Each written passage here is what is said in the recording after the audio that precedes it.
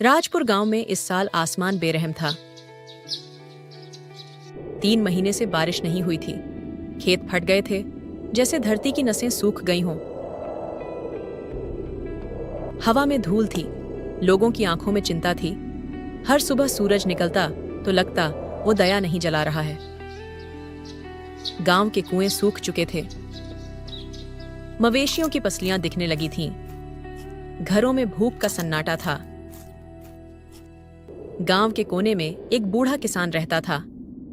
नाम था रामदयाल। चेहरा झुर्रियों से भरा, पर आंखों में चमक थी।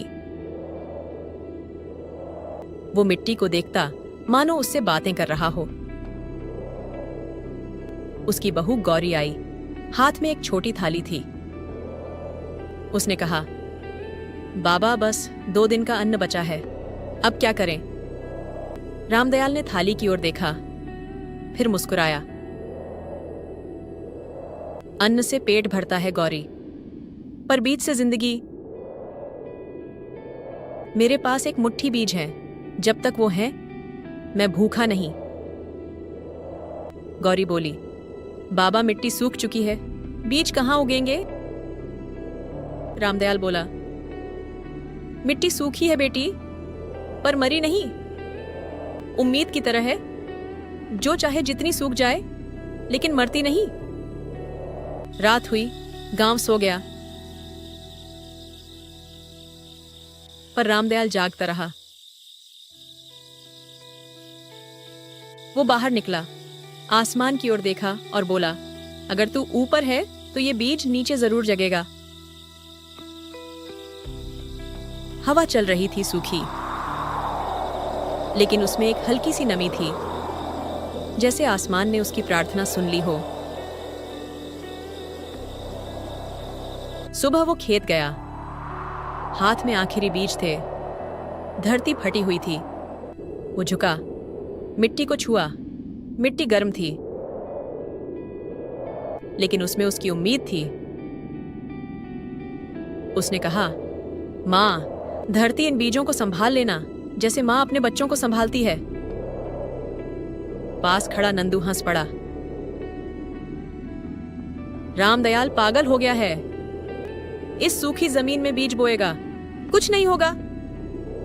रामदयाल बोला, कुछ नहीं होगा कहना आसान है नंदू, कुछ कर दिखाना ही तो मुश्किल है, और वही उम्मीद है। वो झुका बीज मिट्टी में डाल दिए। हर बीज के साथ उसने अपना विश्वास बोया। हर बीज को ऐसे दबाया जैसे कोई वादा कर रहा हो। दिन बीतते गए, सूरज और तेज हुआ खेत खाली दिखता था, पर रामदयाल रोज आता।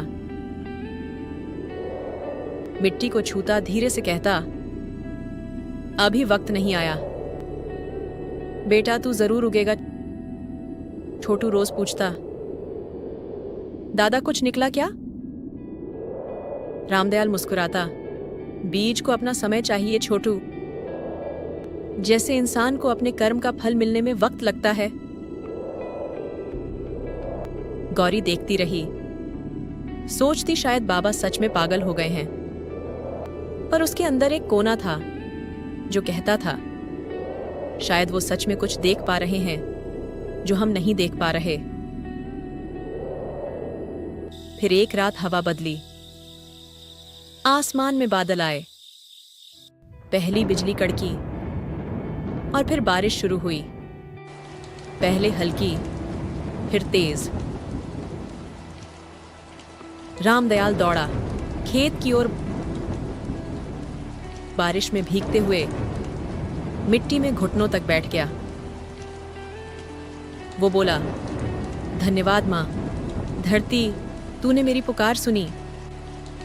3 दिन बारिश होती रही। गांव में नालियां भर गईं, तालाब हंसने लगे।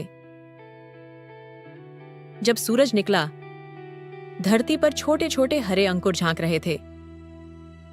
रामदयाल झुका, मिट्टी को छुआ और उसकी आंखें भर आईं। छोटू दौड़कर आया, दादा मिट्टी हंस रही है। रामदयाल बोला, हाँ बेटा, मिट्टी तब हंसती है जब उसे भरोसे का पानी मिलता है। गांव के लोग भी आए, नंदू भी था। वो बोला, भाई तू सही था, बीज मिट्टी में नहीं मरे। रामदयाल मुस्कुराया, बीज तब मरते हैं नंदू जब आदमी उनका विश्वास खो देता है। दिन बीतते गए, फसल हरी से सुनहरी हुई हवा में लहराने लगी। हर दाने में मेहनत का गीत था, हर पौधे में विश्वास की महक। रामदयाल अपने खेत में बैठा था, चेहरे पर संतोष था। छोटू उसके पास आया, बोला, दादा अब हमारे पास बहुत अन्न है, अब हम आराम करेंगे ना? रामदयाल मुस्कुराया, नहीं बेटा, अब हम बीज बचाएंगे, क्योंकि जिंदगी वही है जो दूसरों में उम्मीद बांट दे। गौरी आई, उसकी आंखों में खुशी थी। वो बोली, बाबा आपने सच में चमत्कार कर दिया। रामदयाल बोला, नहीं बेटी, ये चमत्कार नहीं, ये मेहनत और भरोसे का फल है। सांझ ढल रही थी, आसमान में हल्की सुनहरी रोशनी थी, फसल हवा में झूल रही थी। रामदयाल ने मिट्टी को फिर छुआ, धीरे से कहा, बीज कभी मरता नहीं, बस सही वक्त का इंतजार करता है। ऐसी कहानियां सबसे पहले देखने के लिए वीडियो को लाइक और चैनल को सब्सक्राइब कर दीजिए। धन्यवाद।